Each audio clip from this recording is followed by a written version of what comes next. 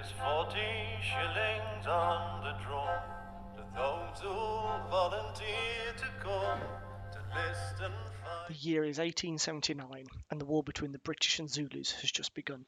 A small raiding force of Zulus under an impetuous leader has decided to cross the border and raid a British settlement, intent on stealing the cattle and taking the war to the British. Unknown to the Zulus, a large force of British soldiers are marching north during the main British offensive, but upon hearing the reports of their scouts, divert towards the farm to engage the Zulu raiding party. The farm itself is a small two-building settlement whose occupants have fled in the hours previously. Not wanting to be caught by the Zulus, they had made a tough choice and left everything behind them, including their precious livestock. The prize is worth the risk for the Zulu commander, and he commits his small force to sacking the settlement. This force consists of 3 regiments of unmarried Zulus, eager to blood their spears against their dreaded redcoats. The British force comprised of 2 brigades, one made up of 3 companies of redcoats, the other a naval brigade with a company of Royal Marines assisted by a company of Royal Naval sailors. The British advanced on the settlement from the southeast, with the naval brigade quickly taking the hills and high ground, as their army compatriots extended into their renowned thin red line to their left and advanced on the farm. Upon noticing the advancing British, the Zulus abandoned their attempt to seize cattle and property and manned the walls of the settlement to defend their ill-gotten gains.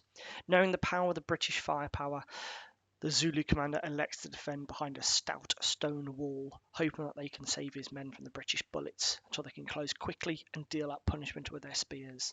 The few Zulus armed with muskets opened fire, but with such few numbers, they proved woefully ineffective against the British infantry. The redcoats continued their advance, holding their fire to make sure their first volley was effective.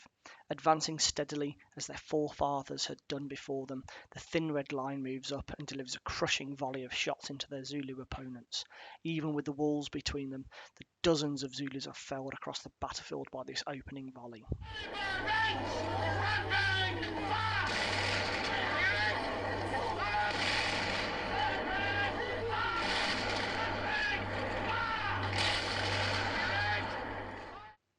The Zulus continued to resist and fight back against such firepower, but their own muskets were no match for the British Martini Henry rifle.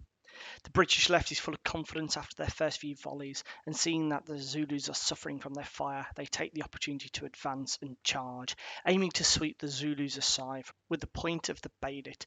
Not to be outdone by their squaddy counterparts, the jolly Jack Tars of the Naval Brigade also surged forward, bringing their Zulu opponents to battle, wielding swords more used to be used on ship's deck, but equally at home across the barricades used by the Zulus.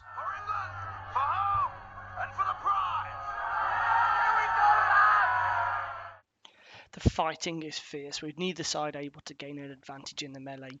Bayonets clash against the Sagai, British shouts mix in with the Zulu war cries, screams heard over all of it. The fighting raged for what seemed like forever. The uncommitted Zulu 3rd Regiment had decided to join the fight and jumped over the walls to engage B Company of the 80th Staffordshire Volunteers. On the right, supported by the Royal Marines and the fighting with the ferocity that made the Royal Navy the undisputed ruler of the sea, the sailors managed to push back their opponents into the sheep pen, following the Zulus, eager for more action. With the fighting now in the sheep pen, the Royal Marines were now free to move to the centre of the line and support the Staffordshire Volunteers by assaulting their opponents in the flank. This action, along with the flanking attack made over on the left, caused the Zulus to waver and fall back across the board. The Zulu regiments on the British left, pinned against the building, were cut down to a man, with the centre regiment being able to flee down the path, but not before taking horrendous casualties. Only those Zulus within the sheep pen managed to maintain their discipline, but were once again pushed back, this time into the cattle pen. By now the sailors were exhausted, and seeing their comrades flee, the Zulus beat a hasty retreat back to the north and into the comparative safety of their homeland. The British have once again shown their firepower was unmatched, but they could also take the fight to the enemy with the point of a bayonet. The hard-fought battle on both sides, with the British coming out on top. Natal is safe from Zulu raiding parties for the time being. For more wargaming content, please like, comment and subscribe. Please check out my other wargaming videos via the link below now. This has been the Fighting Sailor. I wish you fair winds and following sea.